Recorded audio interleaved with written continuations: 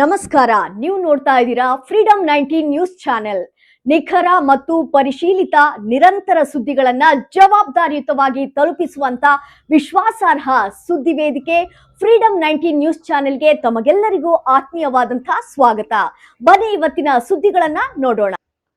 ವಿಜಯನಗರ ಜಿಲ್ಲೆ ಕೊಟ್ಟೂರಿನಲ್ಲಿ ಡಾಕ್ಟರ್ ಬಾಬು ಜಗಜೀವನ್ ರಾಮ್ ರವರ ಜಯಂತಿಯನ್ನ ಸರಳವಾಗಿ ನೆರವೇರಿಸಲಾಯಿತು. ನಗರದ ತಾಲೂಕಾ ಕಚೇರಿಯ ಮಹಾತ್ಮ ಗಾಂಧಿ ಸಭಾಂಗಣದಲ್ಲಿ ಉಪ ತಹಶೀಲ್ದಾರರಾದ ಶ್ರೀಮತಿ ಪ್ರತಿಭಾ ಅವರ ಅಧ್ಯಕ್ಷತೆಯಲ್ಲಿ ಡಾಕ್ಟರ್ ಬಾಬು ಜಗಜೀವನ್ ರಾಮ್ ರವರ 119ನೇ ಜಯಂತಿಯನ್ನ ಆಚರಿಸಲಾಯಿತು.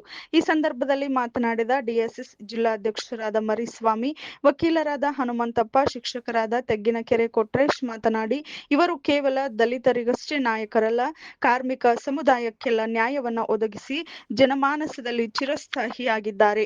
ಇಡೀ ದಲಿತ ಸಮುದಾಯದಲ್ಲಿಯೇ ಯಾರು ನಿರ್ವಹಿಸದಂತಹ ಕೆಲಸವನ್ನ ಮಾಡಿದ್ದಾರೆ ಎಂದು ತಮ್ಮ ಮಾತುಗಳಲ್ಲಿ ವ್ಯಕ್ತಪಡಿಸಿದರು.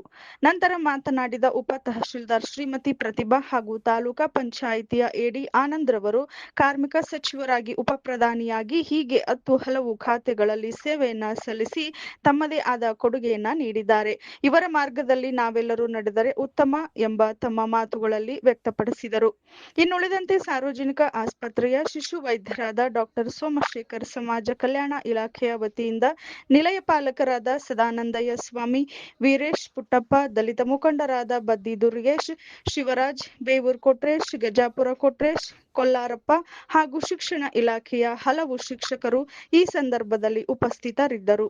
ಮಧುಬಾಬು ಹೆಚ್, ಫ್ರೀಡಂ 19 ನ್ಯೂಸ್, ವಿಜಯನಗರ. ಇಂದಿನ ಪ್ರಮುಖ ಸುದ್ದಿಗಳು. ಕರ್ನಾಟಕದ ಪ್ರತಿಯೊಂದು ಮೂಲೆಗೂ ನಿಖರ ಮತ್ತು ಪರಿಶೀಲಿತ ಮಾಹಿತಿಯನ್ನು ಜವಾಬ್ದಾರಿಯುತವಾಗಿ ತಲುಪಿಸುವಂತಹ ಪ್ರಯತ್ನದಲ್ಲಿ ನಾವು ಸದಾ ನಿಮ್ಮ ಜೊತೆ. ಫ್ರೀಡಂ 19 ನ್ಯೂಸ್ ಚಾನೆಲ್ನ ವೀಕ್ಷಕರಿಗೆ ಧನ್ಯವಾದಗಳು.